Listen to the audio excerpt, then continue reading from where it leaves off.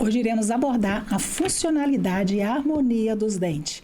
Conosco, a doutora Laila Simões. Bem-vinda ao Conceito Podcast. Obrigada, Sônia, pelo convite. Vai ser uma honra poder aí ajudar as pessoas a entender melhor sobre toda a funcionalidade da nossa boca, né? Da nossa mastigação.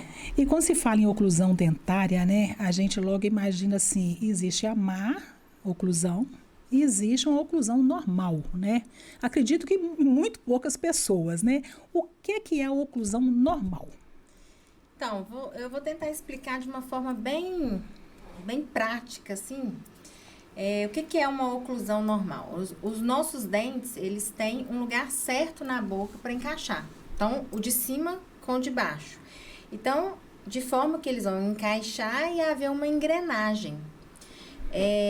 Para quê? Para tudo funcionar, essa força que a gente faz na hora de mastigar, essa força ela deve ser distribuída de uma maneira uniforme, equilibrada, para não sobrecarregar mais uma região, né, mais alguns dentes do que outros, e gerar aí uma série de problemas.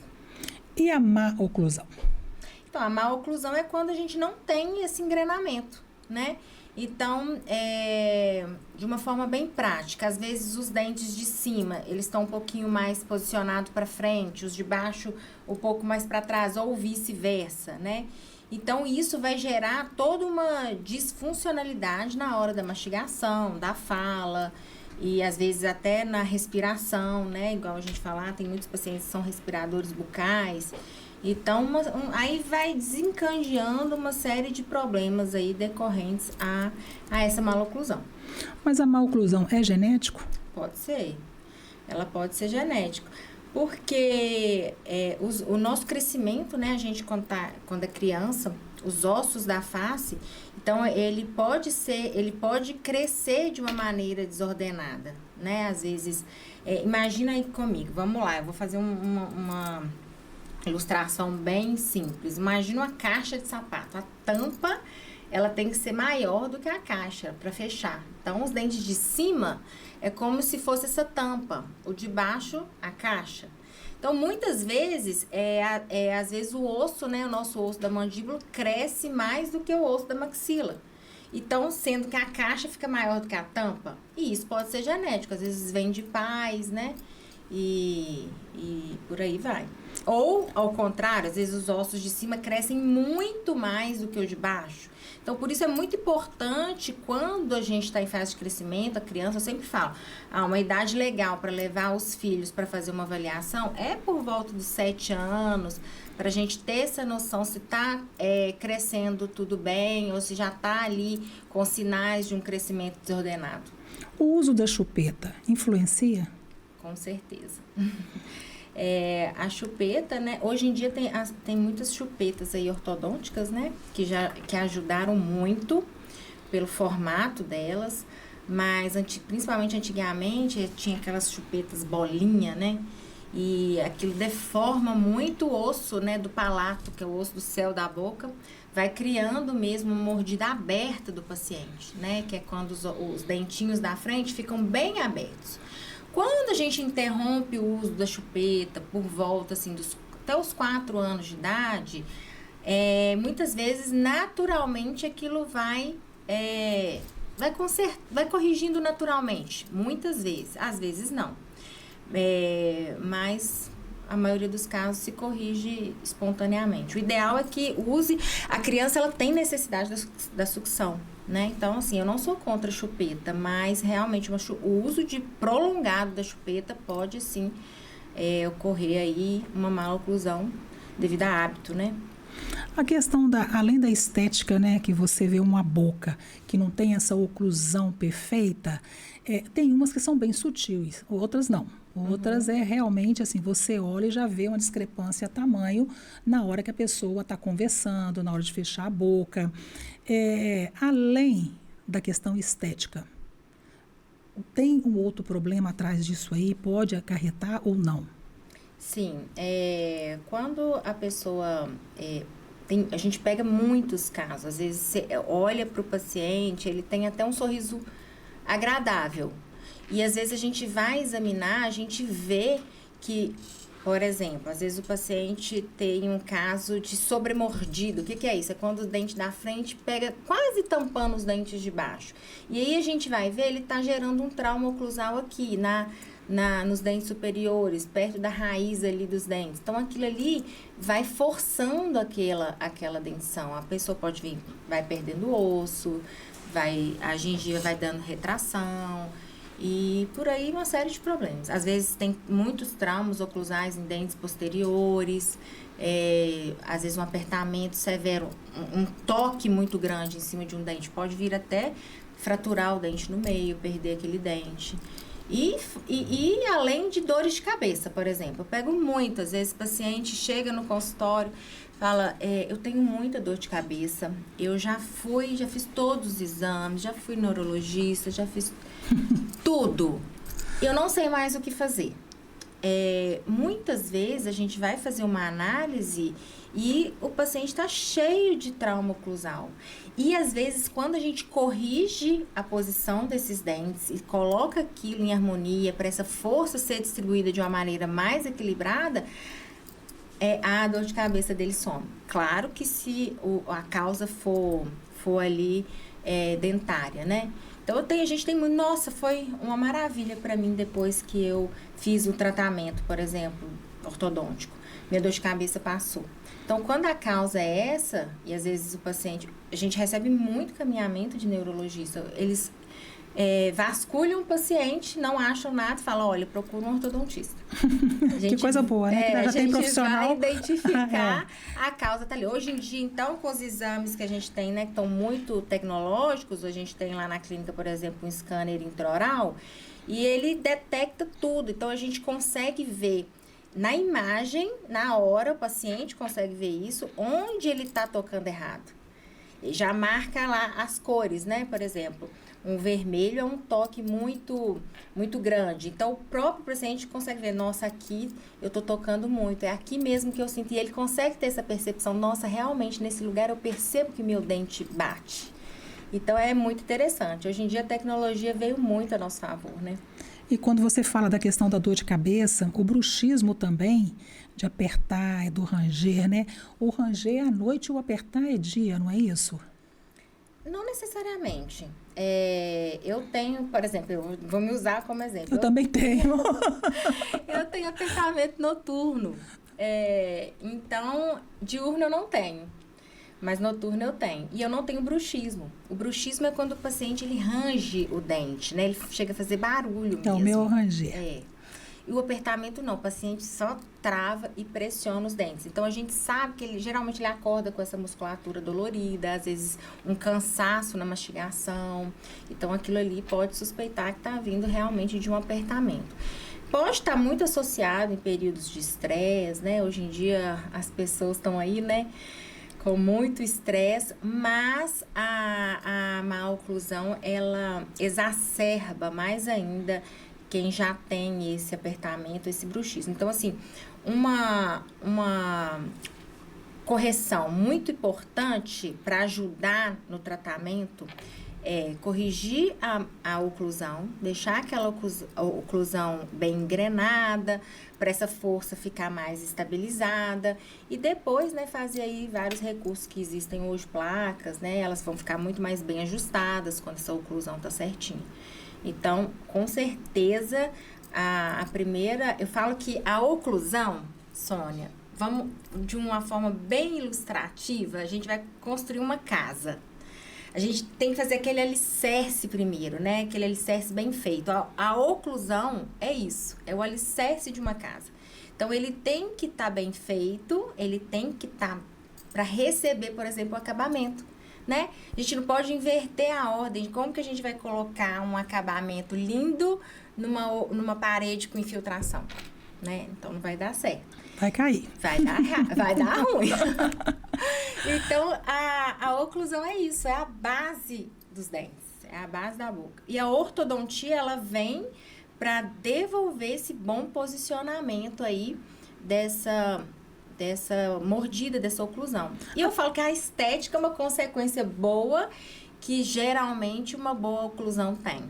A obturação também, já aconteceu comigo de ir no consultório, fazer tratamento, fazer uma obturação, você perceber, porque na hora ali sua boca está anestesiada, você não tem muita noção do que está acontecendo. Aí depois você vê que está meio que alto e você fica ali passando o dente naquilo ali, tentando amenizar, né?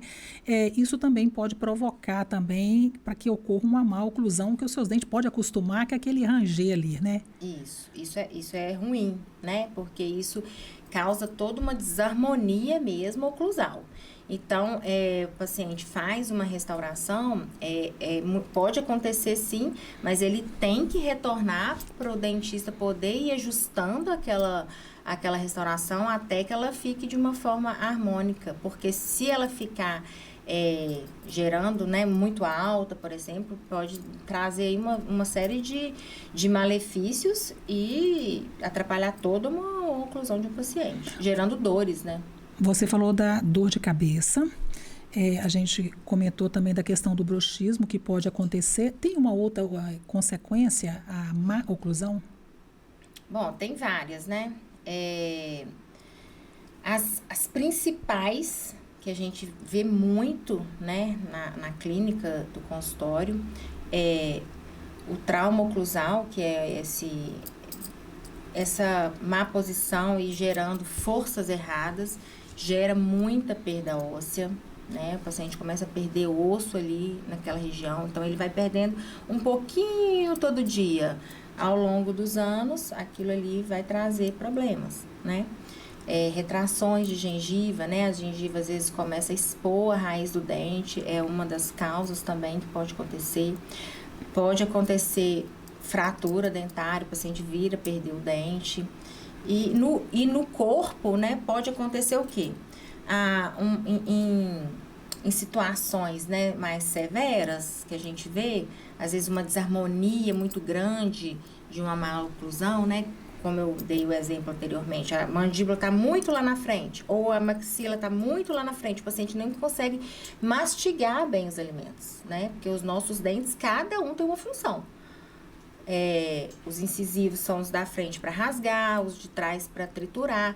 Então, se aqueles dentes não estão bem posicionados, eles não vão fazer a função que eles deveriam. Isso compromete, às vezes, a mastigação e por aí vai, né? A absorção dos alimentos.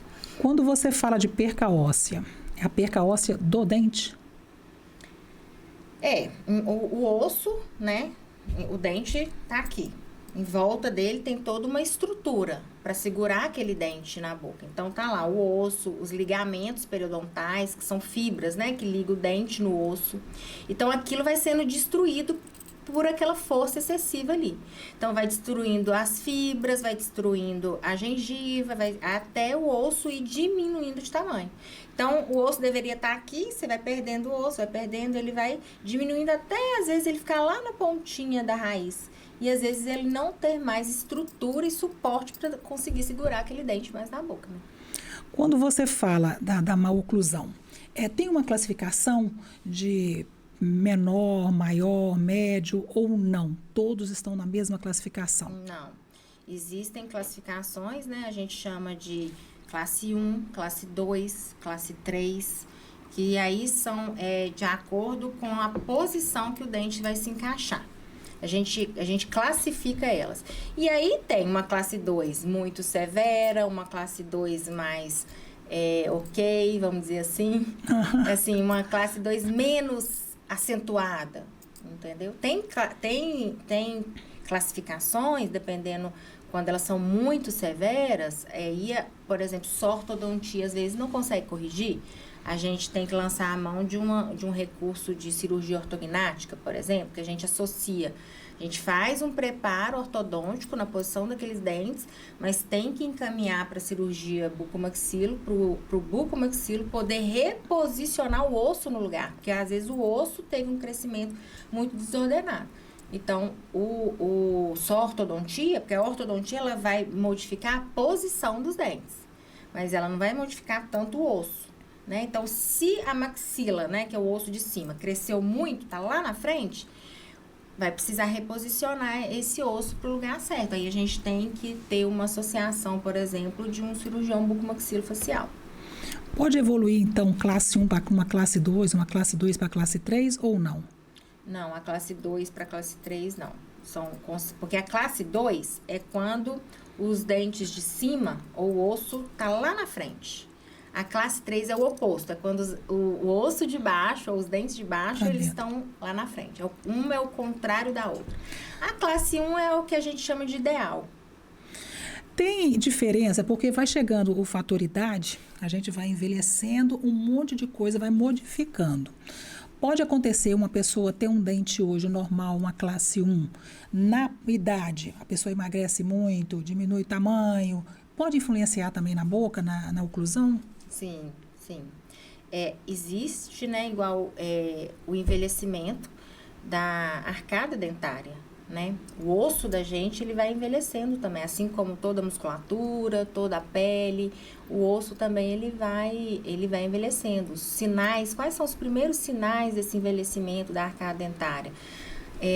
O osso começa a ficar um pouco mais estreito, né? A gente vai perdendo dimensão, tanto vertical, que você já reparou, as pessoas idosas às vezes vai ficando com aquela boquinha um pouco menor, né? Que o osso vai diminuindo de tamanho. Então, a gente vai perdendo dimensão vertical e achatamento também aqui. Então, assim, hoje em dia a gente consegue muitos resultados muito bons, por exemplo, de abertura mesmo desse arco, para dar um sorriso gengival, claro que tudo dentro do limite, né?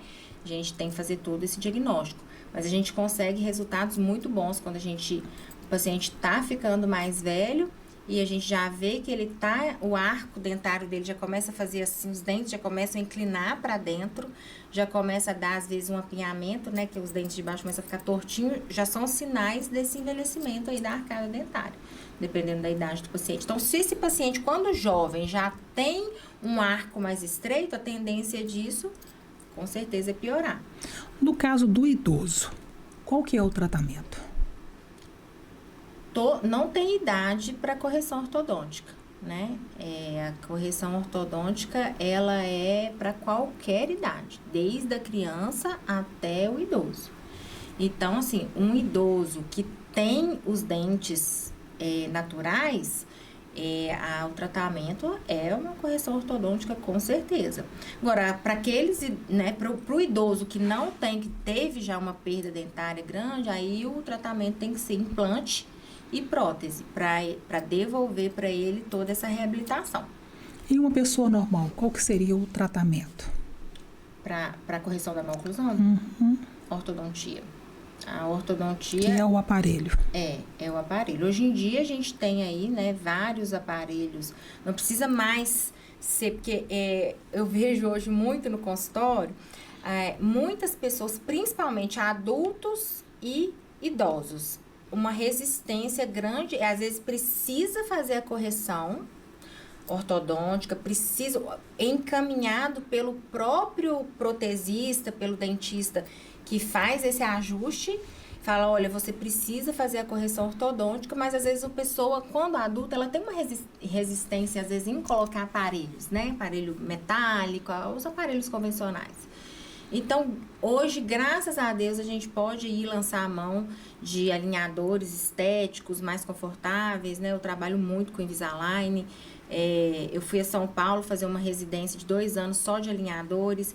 E assim, quando a gente aprofunda muito nessa técnica e vai estudar muito ela, a gente vê como o resultado é maravilhoso. Para essa abertura de arcada, para a gente conseguir a correção dessa sobremordida, que às vezes a gente consegue com o aparelho fixo, consegue com certeza, mas a gente precisa lançar a mão de menos recursos, que com o aparelho fixo a gente coloca às vezes muita coisa na boca do paciente e o paciente fica muito incomodado, né? Quando é adolescente, criança, eles se incomodam menos. Até gosta, né? Mas quando vai ficando mais velho, a gente quer praticidade, a gente quer conforto, a gente quer estética. Então, assim, hoje o Invisalign veio, assim, para ficar mesmo e a gente, consegue, com um bom planejamento ortodôntico, a gente consegue um bom resultado com alinhador. O diferencial do tratamento com alinhador é planejamento. porque o planejamento, quando a gente vai fazer aquele planejamento, é feito todo em 3D, né? Então, a gente tem que dominar a técnica para planejar em 3D. Então, o alinhador, o plástico, ele é igual, mas o planejamento é o que é o diferente. Aí, ali é que está o pulo do gato. Se o tratamento vai ter sucesso, se o tratamento vai andar rápido, né? Então, vários recursos aí, mas o resultado é muito Qual bom. o tempo que a pessoa deva ficar com o aparelho, ou cada caso é um caso? Cada caso é um caso, depende da correção que a gente precisa fazer. O que eu falo hoje, assim, eu faço ortodontia, só ortodontia, tem 15 anos. E já havia, assim, de tudo, posso te dizer.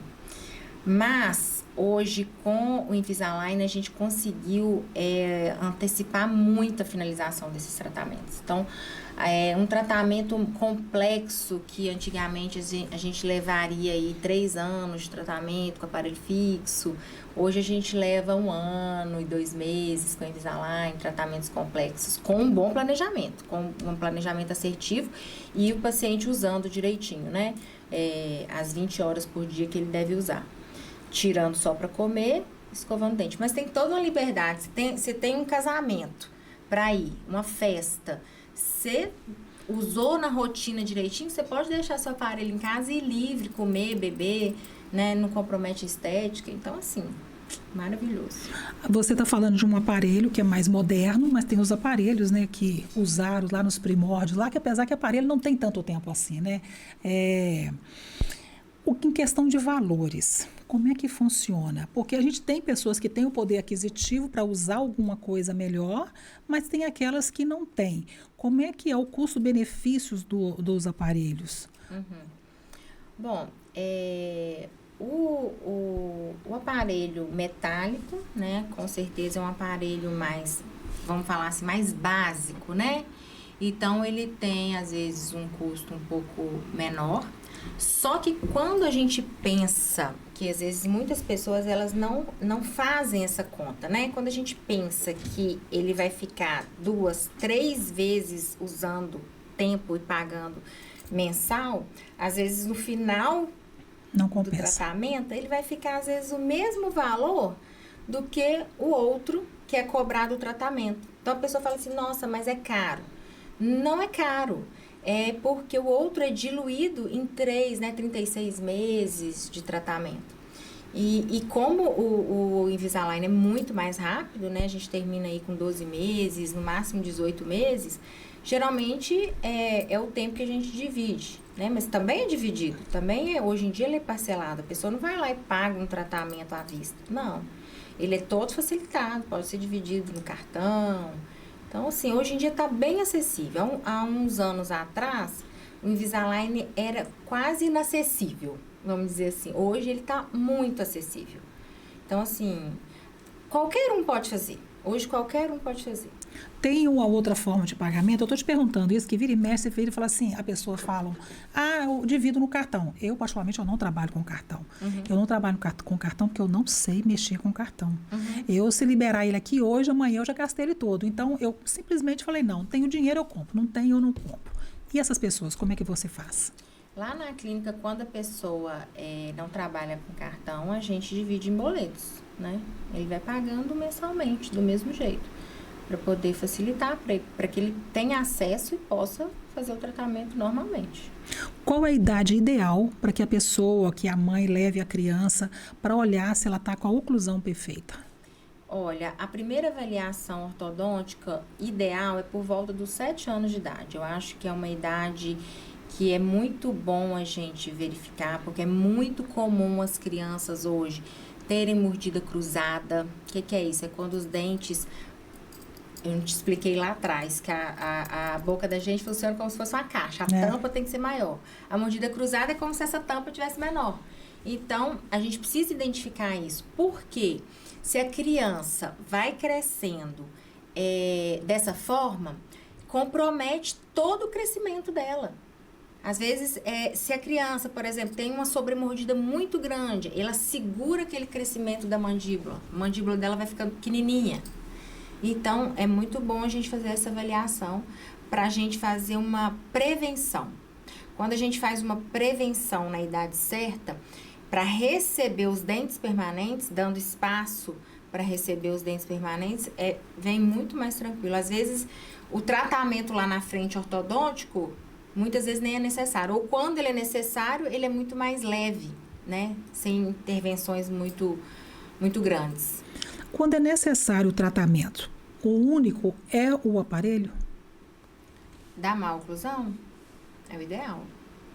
É o ideal. Assim, como eu te falei, corrigir, é fazer um bom alicerce, né? Hoje em dia, muitas pessoas corrigem, às vezes, com outros recursos. Por exemplo, às vezes tenta corrigir uma mordida cruzada com resinas ou com facetas, né? Ou com lentes, é um exemplo. Mas o ideal é a gente corrigir mesmo a posição dentária e depois vir com o acabamento, que seria as lentes ou as facetas. É o caminho, é o melhor caminho, vamos dizer assim, mais saudável. Tem algum plano que cobre o aparelho, que cobre o tratamento ortodôntico ou não? Aparelhos fixos hoje tem alguns convênios que cobrem, né? Aparelhos metálicos, alinhadores, não. Invisalign, não.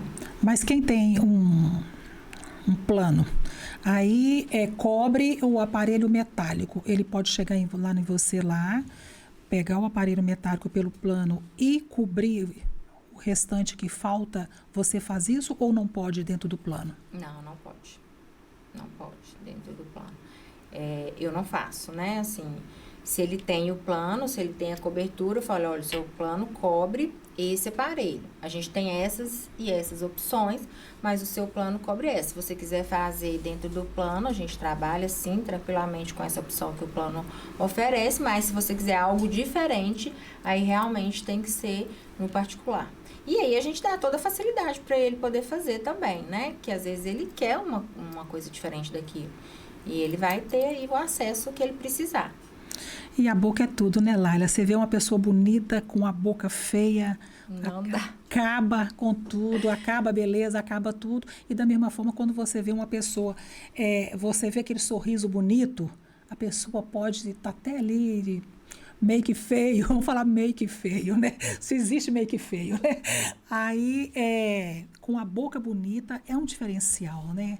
Eu falo que o sorriso é a porta da alma, né? É onde você passa ali o que você tem dentro, né? Então, assim, um sorriso bonito, ele faz toda a diferença. Por exemplo, uma pessoa, nesses programas de transformação, né? A primeira coisa que eles corrigem, você pode ver, são os dentes. Deixa aqueles dentes maravilhosos. Por quê? O sorriso é como se fosse o quadro. E o resto é a moldura, né? É todo o complemento. Então, eu falo que, às vezes, chega algumas pessoas, eu falo assim, olha, hoje em dia, né, com esse trabalho aí todo voltado para uma harmonização toda do rosto, né? Às vezes eu falo com meus pacientes, olha, o seu sorriso, às vezes eu mostro para eles, a gente faz uma avaliação harmônica, né? Então, é como se às vezes tem gente que não tem um sorriso que encaixa naquele rosto, por exemplo. Então, há ali uma desarmonia. Ele fala assim, é a pessoa bonita, mas está faltando alguma coisa. O que é? Então, quando a gente harmoniza todo esse sorriso, é como se aquele quadro fosse daquela moldura. É muito interessante. E a higienização também dos dentes também é altamente relevante em todas as situações, né? Tanto na questão da beleza, você não tem o dinheiro para colocar o aparelho, mas está ali com os dentes limpinhos, com um bom hálito, é tudo também, né, Laila? Com certeza, saúde, né? É saúde, porque a bactéria começa na boca, né? E às vezes é uma coisa tão simples, né? Um fio dental ali, duas vezes por dia, um enxaguante bucal. Outro dia eu vi uma postagem de uma colega de vocês que falava sobre pasta de dente, que nem sempre a pasta de dente cara é a melhor. Ela tem ali um PPP, é isso? Isso. Que você tem que olhar o ideal, né? Que às vezes a pasta barata tem o que você precisa. Eu acho que hoje em dia, assim, para as pessoas, né? Às vezes, vamos pensar em pessoas, às vezes, que não têm muito acesso a muitas coisas. só de ter uma água fluoretada e um sal já ajuda muito. E a escovação mecânica, a mecânica da remoção da placa, um bom fio dental, uma boa escovação, ela já ajuda muito. Então, muitas vezes a pasta, ela não é o principal em si. Hoje em dia tem muitas pastas de dente, assim, muito evoluídas, muito boas, né? Que ajudam na sensibilidade e tá aí evoluindo cada vez mais. Mas a escovação mecânica, né, de tirar aquela placa bacteriana, aquele fio dental, aquela placa que fica entre os dentes, ela é imprescindível. E a pasta, ela vem como um recurso acessório para te ajudar nessa limpeza, né? Uma boa escovação demora quanto tempo? Não vou te falar nem tempo, né? Que eu nunca, vou falar a verdade, eu nunca nem marquei. Mas é você fazer com atenção, né? Eu acho que tudo que a gente tem que fazer na vida, independente da escovação, é colocar atenção naquilo que você está fazendo naquele momento. Então, ensino minhas filhas, né? Elas vão escovar, eu falo, nossa, não, você já escovou? Não, peraí, vamos lá. Escovou lá no cantinho, escovou o dentinho do fundo, escovou esse, vamos lá, vamos varrendo e por dentro, escovou. Então, assim, é prestar atenção nos detalhes, né? Em cada cantinho, né? Limpar a língua. Então, ela tem que ter esse conceito, limpou tudo certinho, sem colocar muita força, porque isso também prejudica muito a gengiva. Então, é isso, é prestar atenção no que você faz naquele momento. Qual a melhor escova? Macia, dura? Macia. A dura, ela prejudica muito a gengiva. Hoje em dia, a gente indica mais as escovas macias, que tem muitas cerdas, né? Que elas limpam melhor, né? A escova, quando ela tem muitas cerdas, ela limpa melhor e com a maciez que ela precisa ter. Laila, tem alguma coisa mais que você quer complementar? Porque como a gente não é da área, então, assim, tem muita coisa que passa despercebido, né? Eu acho que foi uma conversa boa, bem esclarecida. Eu acho que é isso, assim, os pais terem mesmo essa conscientização que as crianças, quanto mais cedo, né, a gente intervém, que a gente faz essa prevenção para receber os dentes permanentes, então tudo vai fluindo de uma maneira muito melhor. Eu acho que é isso. Quanto mais novo, mais rápido o tratamento? Ajuda bem. Porque o osso, ele tá um pouco mais, vamos dizer assim, de uma forma, ele tá mais molinho, né? Ele tá mais... Tá em crescimento, mais fácil de moldar. Quando a gente vai ficando, na terceira idade, com certeza o osso, ele é um osso mais compacto, né? Ele é um osso mais denso. Então, tende a demorar um pouco mais. Laila, muito obrigada pela sua participação. Eu que te agradeço, Sônia, foi um prazer. Sempre um prazer estar com você. Prazer é nosso. Conceito Podcast. Se inscreva em nosso canal.